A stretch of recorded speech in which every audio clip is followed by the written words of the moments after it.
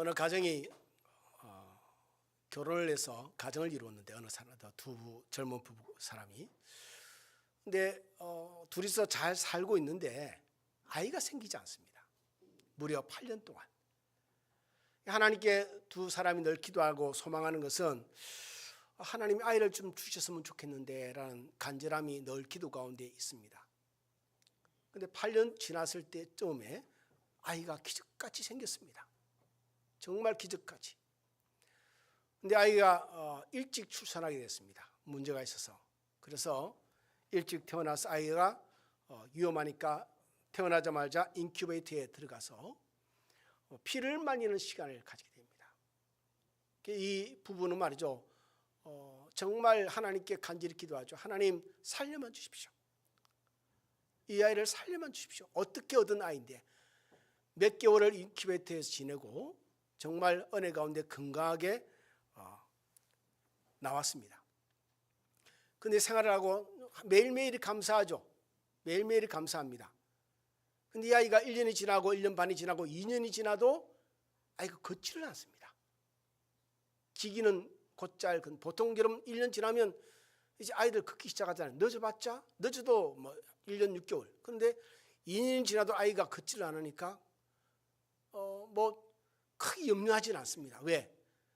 살아있다는 것만으로도 감사하니까. 그래도 부모 마음은 그게 아니죠. 그랬으면 좋겠다는 거죠. 이제는 그랬으면 좋겠다는 거죠.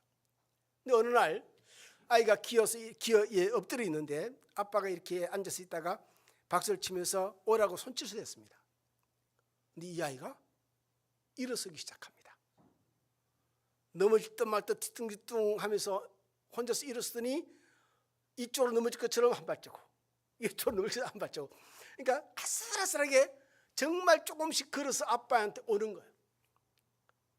그 와서 앉는 순간 그 엄마 아빠는 아이를 안고 통곡을 했습니다. 통곡을. 하나님께 얼마나 감사한지. 하나님 감사합니다. 너무 감사합니다. 오늘 이렇게 말했습니다. 목사님, 아이가 태어나서 걷는 게 누군가에는 당연하고 자연스러운 일이지만 저희한테는 그렇지 않습니다. 라고 말했습니다. 저희한테는 이것이 기적이고 상상할 수 없는 일이 일어난 상황이고, 그래서 저희는 지금 시간이 꽤 지났지만 매일 감사하며 살 수밖에 없습니다. 아이가 살아서 이제는 걷는 게 아니고 뛰기도 하는 수준이니까요. 여러분, 누군가에는 당연한 것이 누군가에는 기적이 되고 혹은 부름이 될 수 있습니다. 제가 호흡이 힘들 때는 어떻게 되냐면은, 아주 안 좋을 때는 누워도 숨이 안 쉬어지고 엎드려도 숨이 안 쉬어지고 칼치처럼 옆으로 누워도 숨이 안 쉬어지고 일어서도 숨이 안 쉬어지고 앉아도 숨이 안 쉬어집니다. 잠은 자야 되는데. 그래서 고심하다가 만들어낸 방법이 뭐냐면, 겨울 이불을 이만큼 두꺼운 걸 앞에 안고 앉아서 그걸 안고 엎드려 자면은 좀 숨이 트입니다. 그러면 잠을 자게 됩니다. 뭐 이게 매일 있으면 큰일 나겠죠. 어쩌다가 한번 일어난 상황들입니다. 근데 그런 말이, 여러분, 호흡을 잘한다는 게 얼마나 하는 게 감사한지 모릅니다. 쉽게 할 수 있다는 것이, 호흡을 매일 잘하고 있다는 것이 얼마나 감사한지 모릅니다. 여러분은 숨 쉬는 게 뭘 힘드냐라고 하지만 누군가에는 숨 쉬는 게 너무 감사할 수 있다는 것이죠. 여러분, 욥기는 욥기 1, 2장을 보면은 욥의 고난이 다가오죠. 아이들이 다 죽고 재산을 다 잃고 몸이 병이 들고 아내도 떠나가고 홀로 남겨지고, 그 상황이 1, 2장이 기록되어 있고, 게다가 그것을 대하는 욥의 태도가 기록되어 있는데 욥의 태도가 상당히 믿음이 있습니다. 주시니도 하나님이시니 가지라 하시니도 하나님이시니 I'm okay 라고 표현을 합니다. 그런데 욥기 3장부터 욥기 37장까지 이 욥의 친구들이 등장하면서 욥의 마음에 폭풍이 일어납니다. 고통 가운데 잘 참고 그래도 하나님을 믿는 믿음 가운데 믿음의 고백을 하며 잘 마음을 지키는데, 욥의 친구들이 다가와서 네가 죄를 지었으니까 그렇지, 네가 모르는 죄가 있을 거야 라고 야단을 치니까 욥의 마음이 요동칩니다. 그리고 욥의 마음에 이런 마음이 생깁니다. 내가 무슨 죄를 지었는데, 내가 뭔 죄를 많이 지어서 이런 고통을 당하는데. 여러분, 우리도 가끔가다 그런 일 있지 않습니까? 우리가 정말 예상치 못한, 감당 못할 고통을 당하면 하나님, 도대체 내가 뭘 잘못했는데 이렇게 힘들게 내 삶을 놓아두십니까? 할 때가 있단 말이죠. 욥도 그랬습니다. 욥은 아무리 생각해도 하나님께 지은 죄가 생각이 안 나요. 그리고 자기는 의롭게 하나님을 섬기며 살아왔습니다. 그래서 그는 욥기 13장을 보면 이렇게 하나님을 향해서 고백합니다. 2절 4절에 23절 24절에 나의 죄악이 얼마나 많으니까 나의 허물과 죄를 내게 알게 하옵소서. 주께서 어찌하여 얼굴을 가리시고 나를 주의 원수로 여기시나이까. 이 말의 의미는 뭐냐면, 하나님, 내가 뭔 죄를 지었습니까? 무슨 죄를 지어서 이런 고통, 이런 질병, 자식을 다 먼저 떠내고 재산까지 다 잃어버리고 이 고통을 당하게 하십니까? 죄를 지었으면 알려주십시오. 나는 죄 지은 기억이 안 납니다. 하나님, 나를 하나님 원수로 대하십니까? 나를 그렇게 대하시니까 나를 이런 고통스럽게 하시는 것이죠 라고 말하는 거죠. 그런데 이렇게 잠잠히 듣고 계신 하나님이 오늘 본문에 욥기 38장에 비로소 하나님이 나타나셔서 욥에게 말씀하십니다. 욥에게 말씀하시는 첫 마디가 무슨 말씀이냐면, 한번 제가 들려드립니다. 4절 6절인데요.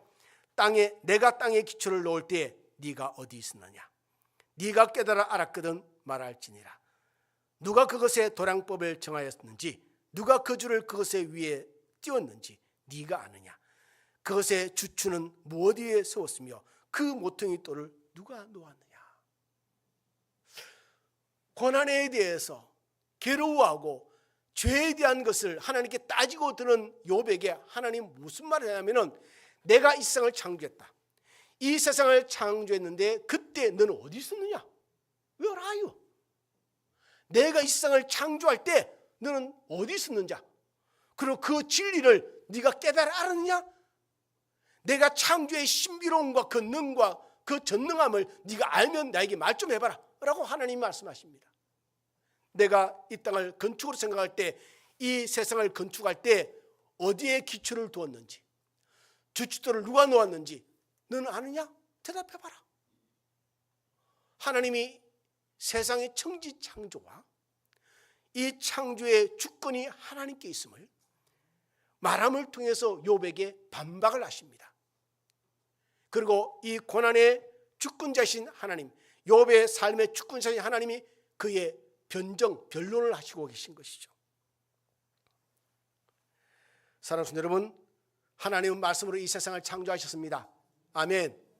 하나님은 이 땅을 창조하신 창조자 하나님인 줄 믿습니다. 그리고 우리는 하나님이 창조하신 이 피조물, 이 세계 안에 그냥 살아갑니다.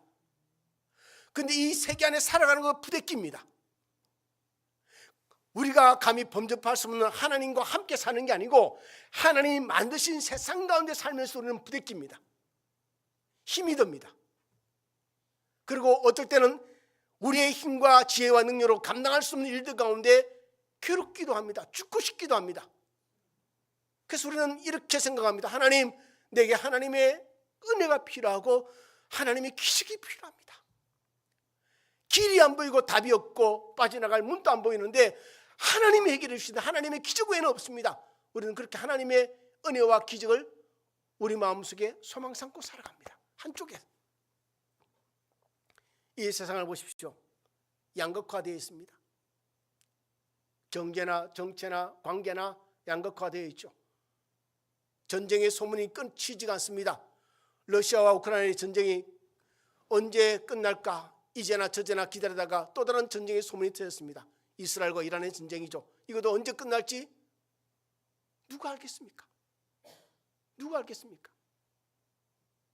우리나라 정치도 양극화가 되어 있고 경제는 갈수록 더 힘들어지고 있고 우리의 삶이 나아질 기미는 보이지 않고, 우리는 우리 마음속에 그런 마음이 있습니다. 하나님, 회복을 주시옵소서. 새로운 전환기를 좀 주시옵소서. 이놈의 정치나 경제나 세상이 좀 바뀌는 은혜를 주시옵소서. 이제는 좀 회복의 때를 주시옵소서. 하나님의 은혜와 기적을 간구합니다. 여러분 구약시대를 보면 인간이 상상할 수 없는 일들이 벌어져 있는 것을 보게 됩니다. 하나님의 전능의 손길이죠. 바다가 갈라졌습니다. 홍해가 갈라지고 그리고 그 사이로 사람들이 건너가게 됐습니다. 반석에서 바위에서 물이 솟구쳐 올라서 그것으로 사람들이 머시기도 했습니다. 여러분 상상해 보십시오. 40년 동안 광야에서 메추라기와 위한 만나가 매일 주어졌습니다. 여러분 그런 생각 안 해보셨습니까? 저는 한번 해봤습니다. 하나님이 메추라기를 도대체 어디서 끌어오시지? 한계가 있을 텐데 만드시는 건 다르시고 어디서 끌어올까? 매일 주시니까. 어찌됐든 그런 은혜와 기적을 맛보며 살았습니다. 신약에 와서 예수님이 오시더니 풍랑을 잠잠케 하십니다. 바다 위를 걸으시기도 하십니다. 물고기 2마리와 보리떡 5개로 5,000명을 먹이시고 12광리를 남기는 놀라운 기적을 보이시기도 하십니다. 눈먼 자를 눈뜨게 하시고 안전병기를 일으키시고 죽은 자까지 살리시는 기적을 행하셨습니다. 우리도 어쩜 우리의 삶 가운데 한 번쯤 이런 기적들이 났으면 좋지 않겠습니까? 하나님 내 삶에도 내가 정말 대단한 기적을 행하는 것도 아니고 내 삶의 이 필요의 부분이 정말 해결됐으면 좋겠습니다. 내 이 고민들이 정리됐으면 좋겠습니다. 내 이 염려가 사라졌으면 좋겠습니다. 어떤 사람은 그럴 겁니다. 하나님, 내가 밤에 잠을 못 자는 이것만 해결돼도 내가 살겠습니다 라는 분도 있을 겁니다. 그런데 하나님이 이렇게 대답하십니다. 욥의 불평과 짜증과 교만 그 말에 하나님이 오늘 보면 8절로 11절에 이렇게 대답하십니다. 바다가 그 모태에서 터져 나올 때에 문으로 그것을 가둔 자가 누구냐? 그때 내가 구름으로 그 옷을 만들고 흑암으로 그 강물을 만들고 한계를 정하여 문빗장을 지르고 이러기를 네가 여기까지 오고 더 넘어가지 못하리니 더 내 높은 파도가 여기서 그칠지니라 하였노라. 뭔 말입니까? 하나님이 바다를 만드시는데 바다에게 하나님이 명령하십니다. 네가 네 자리는 여기다. 네가 육지로 침범하면 안 된다. 그걸 표현을 하나님 문빗장을 질러서 가둬놓았다 말합니다. 할렐루야. 기가 막힌 시적 표현이죠. 그리고 바다에게 명령합니다. 여기서 넘어오면 안 된다. 큰일 난대. 하나님 말씀으로 그 한계를 정해놓으셨습니다. 이 신비로운 기적과 이 신비로운 창조의 은혜를 너희가 아느냐? 이 온 세상을 창조할 때 그냥 창조한 게 아니라 하나하나 하나님의 의미와 경계를 두시고 시간을 두시고 자리를 두시고 만드신 하나님의 의미를 아느냐? 오직 인간의 안전을 위해서, 인간의 삶의 안전과 평안을 위해서 하나님이 세상을 창조할 때 모든 것에 하나님의 명령을 두시고 하나님이 룰을 두셔서 규칙을 두셔서 절대 그것을 지키도록 하나님이 명령하신 것을 너희가 아느냐?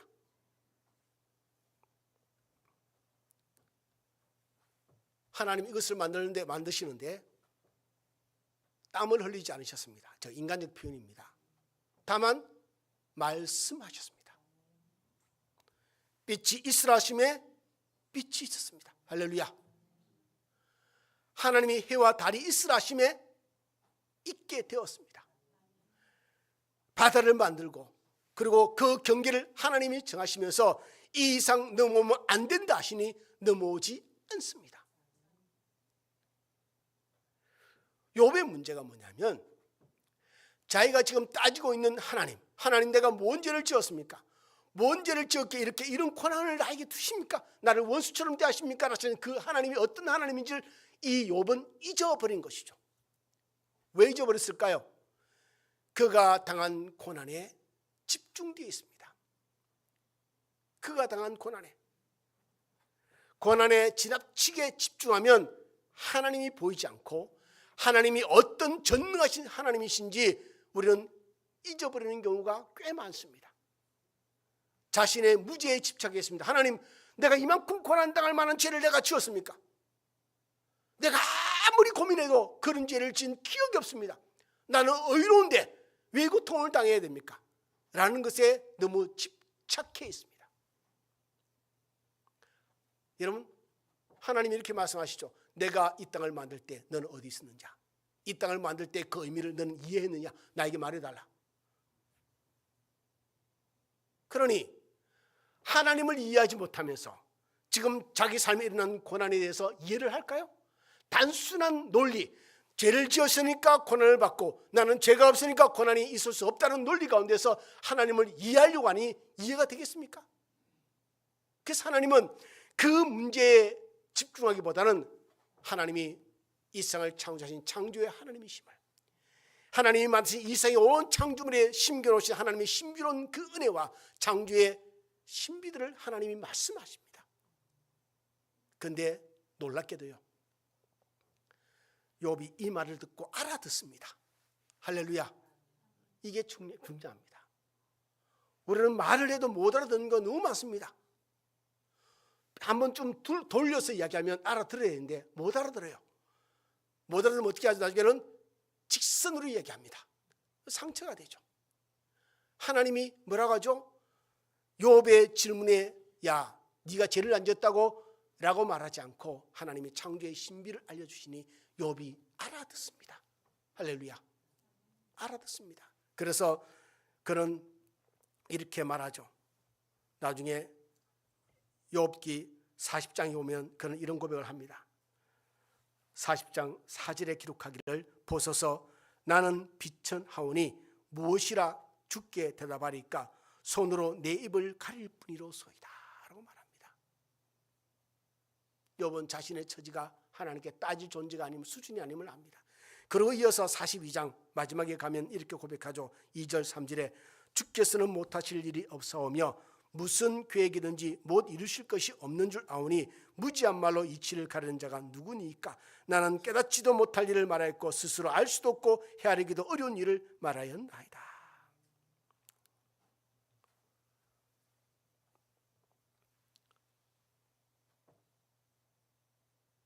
욥은 깨닫습니다. 천지 만물을 창조하신 전능하신 하나님 앞에 얼마나 자신이 교만했음을, 얼마나 무지했음을 깨닫게 되죠. 여러분, 하나님은 이렇게 말씀하십니다.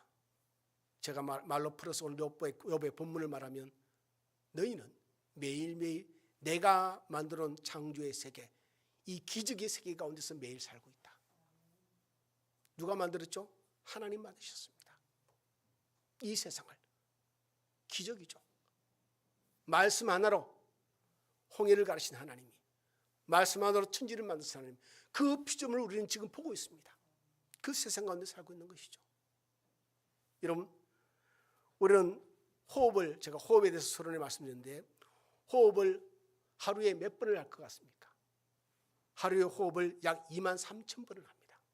호흡을 23,000번을. 어린 아이들은 더 많이 하고요, 나이가 들수록 호흡의 수가 줄어들게 됩니다. 여러분, 심장 박동이 1분에 몇 번 뛰죠? 보통 60번에서 많이 뛰면 100번, 어른이 60에서 100번 뜁니다. 어린 아이들은 그 2배가 뛰기도 합니다. 그러니까 60번을 뛴다면 여러분, 하루에 이 심장 박동, 이 맥박이 8만 횟수가 넘어가죠. 많게는 14만 횟수까지 갑니다. 폐는 저절로 이런 폐포가 움직여서 우리가 호흡이 가능하도록 계속 움직입니다. 우리의 혈관 피가 도는데, 피가 도는 하루 동안 이 피가 달려가는 길이가 얼마나 되냐면 2억 7천만 킬로입니다. 하루 동안 피가 움직이면서 도는 길이가 2억 7천만 킬로라고요. 놀랍죠. 우리는 아침에 일어나서 이들에게 이들이 심장박동을 잘할 수 있도록 우리가 어떻게 할 수 있는 게 없습니다. 하나님이 움직이라 그러면 움직이는 거고 멈추라면 멈추는 거죠. 이 기적 가운데 매일 일어나고 매일 삶을 삽니다. 여러분 지금 호흡하고 있죠? 예, 하나님이 호흡하게 하셨습니다. 산소를 여기에 두시고 우리의 심장이 뛰고 우리의 폐가 움직이면서 우리 호흡이 가능하게 하셨습니다. 이런 기적 같은 은혜가 일상의 삶에 매일매일 있는 것이죠.